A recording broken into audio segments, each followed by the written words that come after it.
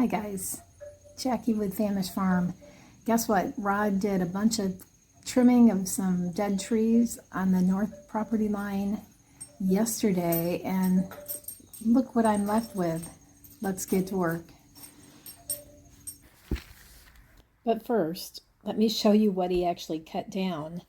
These are the row of Eastern Cedars that are on our north property line. It kind of is between our house and the neighbor's house, the backyards. And those are coming down in the next week. My brother's coming to help us take those down. So this is the big pile that is over where I had cleaned it up just a day or two before. And now it's loaded with branches again. So what we're going to do today is, well, here I am. I'm going to pull out the reciprocating saw so I can get any bigger things taken care of. And sometimes I just decide the loppers are easier to use. Sometimes I just use my hand shears.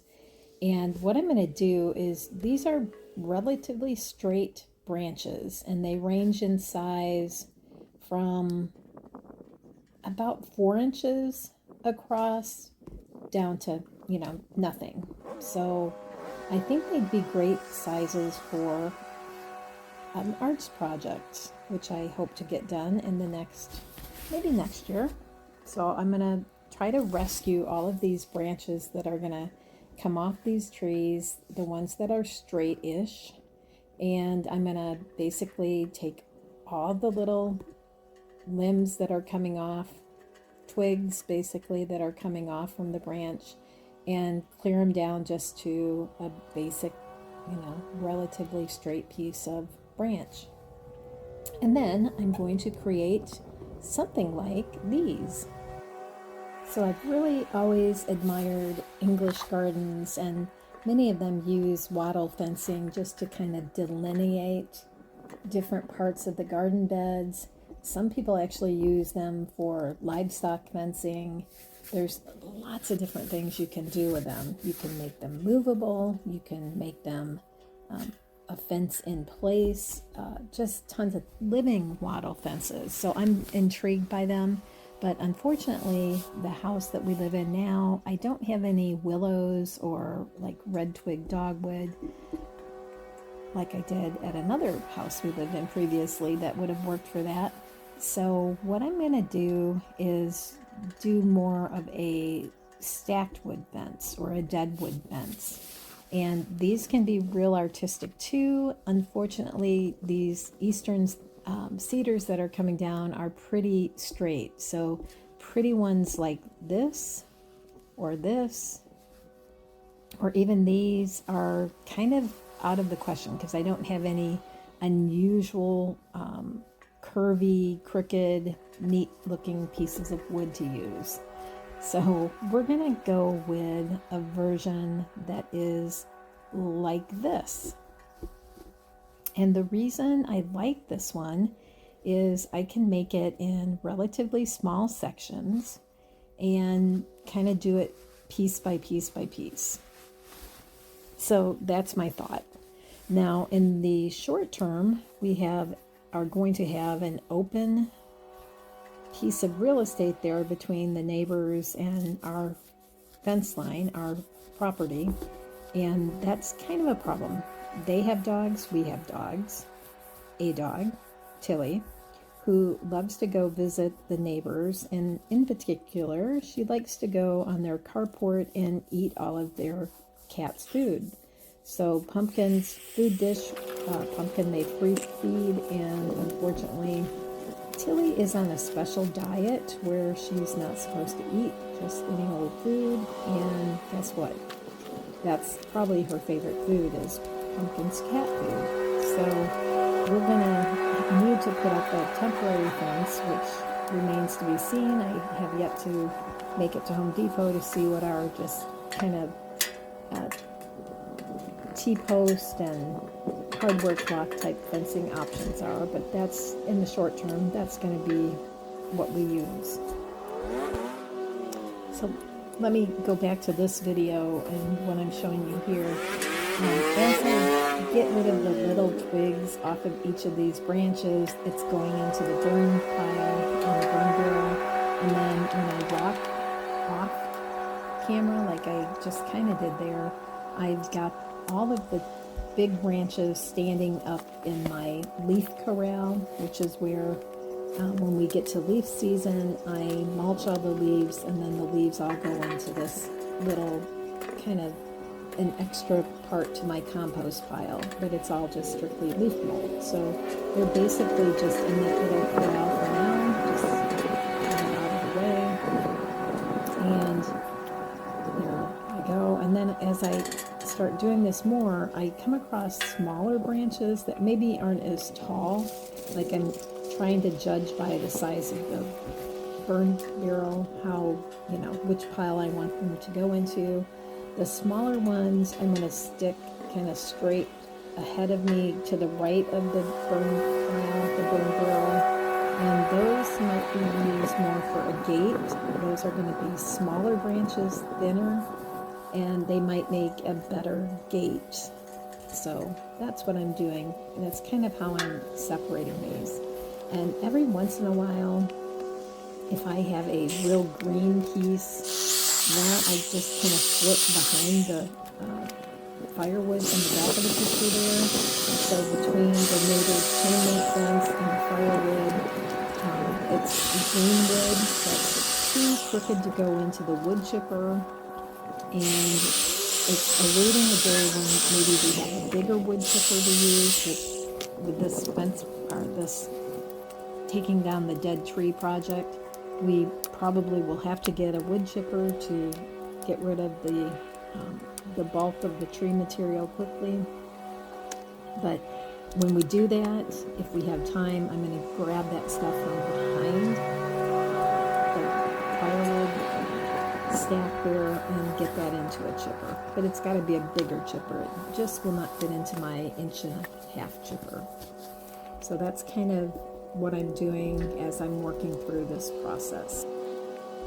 So this is kind of a lot of work to be doing for a project that we're not even 100% sure that we're going to do. Why in the world would we be doing this? Because we've had a quote done for finishing off all 4 sides of the backyard, and that was just simply going to be a ridiculous amount of money.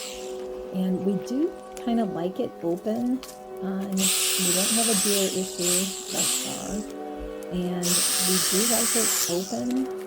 The dog can kind of do her thing, and there's always somebody out here with her. But it's nice for Rod to mow, to be able to, zip through the mowing quicker.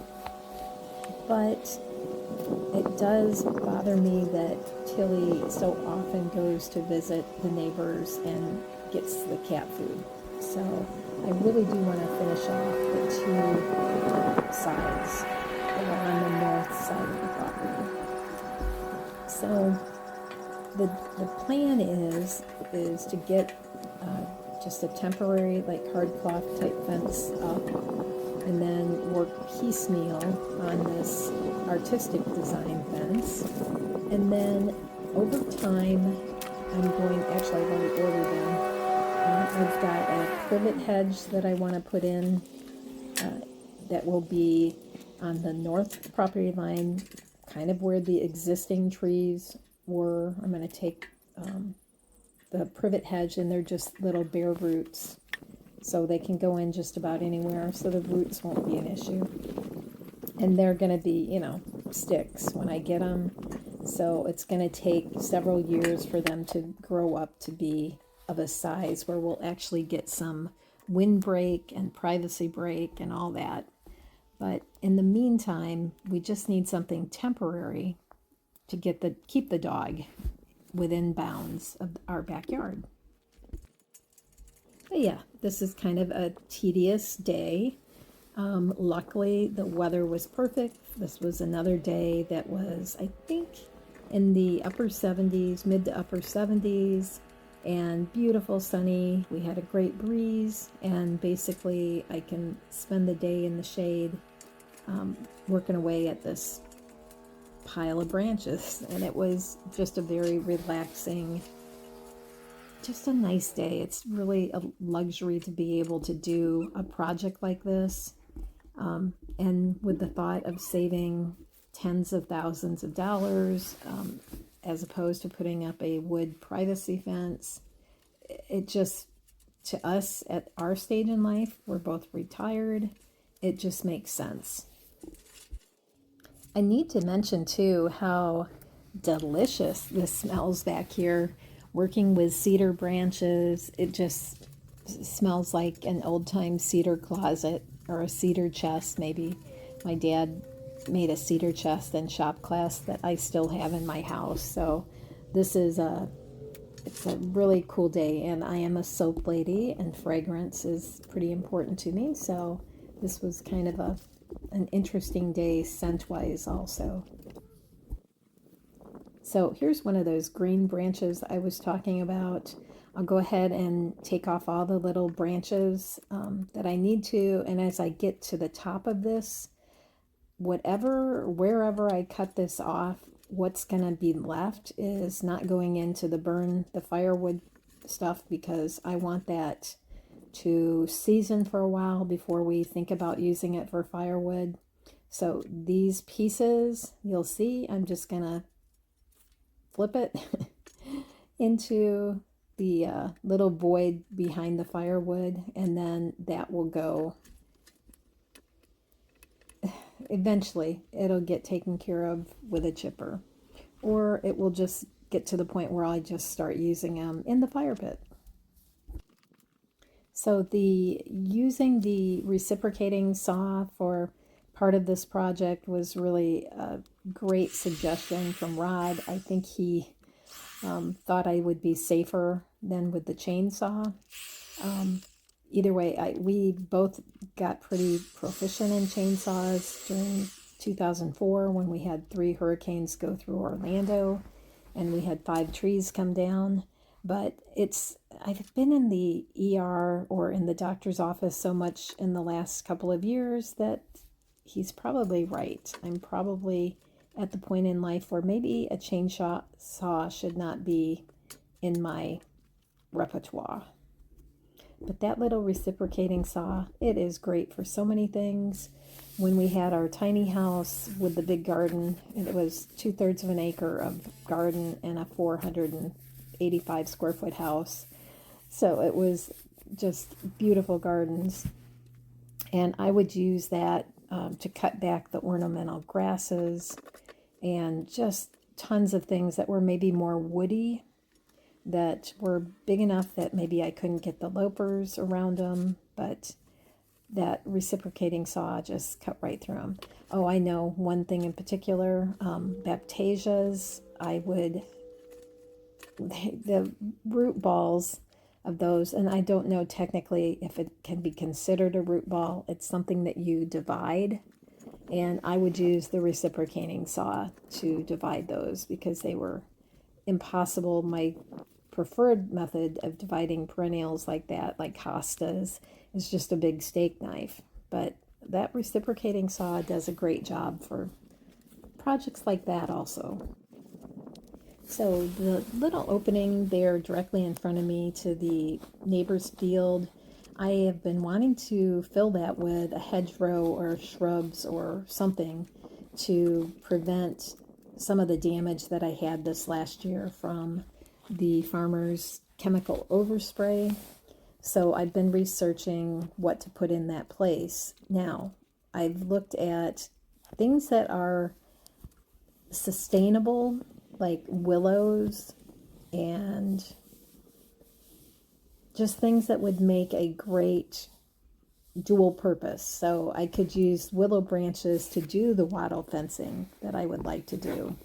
But we do have drought for part of the year. This is clay soil.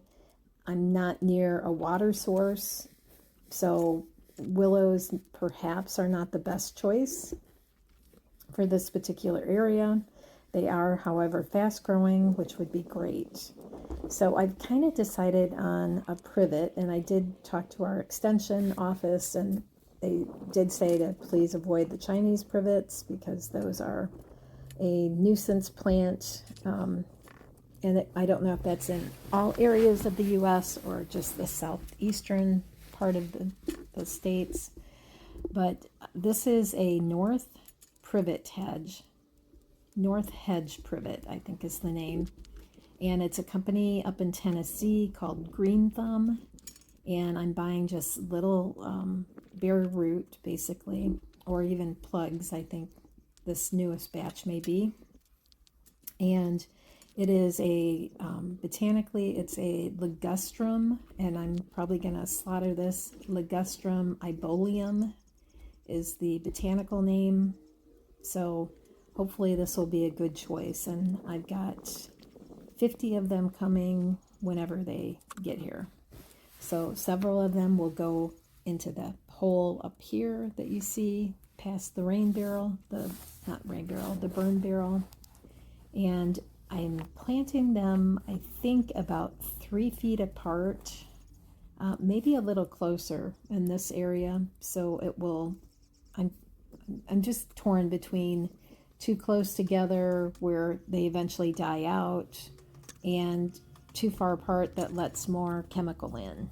So that's kind of the give and take of the situation, but we'll see. I know we'll have them at least 3 feet apart, and I might go more like 4 feet. So we'll see what will happen. So North Privet Hedge is my choice for a couple reasons. I like the price of the bare root. That's the big thing. And these are extremely fast growing. They will grow to like 3 feet a year. So that's a fantastic thing. They are also exceptionally cold hardy, which we got down. Now I'm in Northwest Alabama, and our coldest temperature since we've lived here was last year, where we had a -7.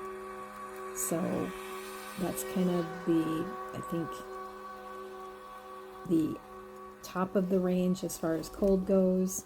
And the other thing, conversely, privets are also known for being very tolerant of drought.